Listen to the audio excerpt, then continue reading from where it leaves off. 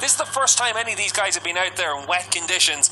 Really important to be able to try and push hard on this lap as well, so that you can see what the grip level's like, see where the puddles are, see if there's anywhere where the rain does tend to collect and drain towards. So this is a very important couple of minutes for all these riders to be able to go out there and get as much information as possible.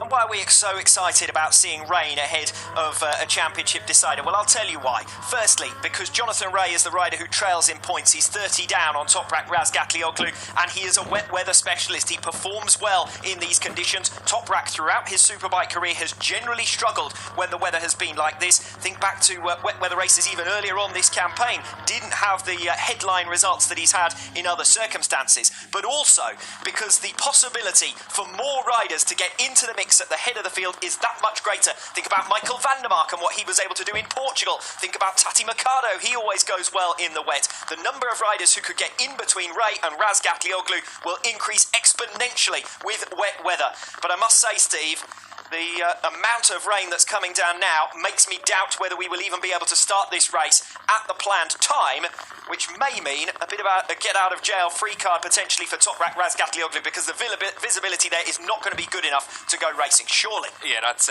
biblical rain at this stage, and certainly you're going to expect to see the start delayed for these riders. You can see out of our box again, Michael van der Mark's running off the grid. Quite a few people making their exits from the grid now as well, and you can see as Toprak makes his way to the grid, just these conditions aren't going to be possible to start the race on time.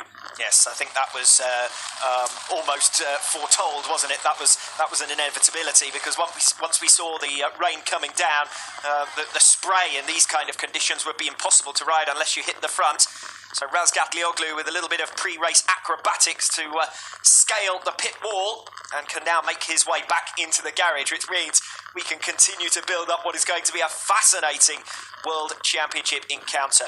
This man, Jonathan Rea, the reigning world champion, that's the visibility that we're talking about there. Yeah, absolutely nothing out there right now for these riders, and certainly a bit too dangerous to be going out on this track, especially considering that they haven't been out in wet conditions at any stage here in Mandalika. So a real challenge for everyone, and the right decision being made there by the organisers.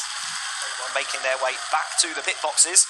We saw this for the support class, the Asia Talent Cup races earlier on today as well, although it wasn't raining anything quite like this, I can tell you. Yeah, and you can see there everyone making their way back into the pits, and they do look like they've been drowned out there really, and certainly for everyone it's going to be a little bit of a delay now. We'll wait and see what update we get on a start time. Tom Sykes still making his way around, and you can see just how difficult it is out there. Even at the slow speed Sykes is riding around at far too dangerous conditions. Very easy to aquaplane in conditions like this. A lot of standing water is going to be out there. I'd like to see where Jules Cluzel is at the moment, after we saw him in his undergarments a few minutes ago waiting to get into a pool. He didn't need to get into a pool, he only needed to stand in pit lane. And it is still warm out there. It's 26 degrees, 27 degrees, so it is very tropical, typical of what we get here in Southeast Asia. And it is actually this kind of downpour that we were waiting for over the last few days. It's threatened to come, but we haven't had anything like it up until now.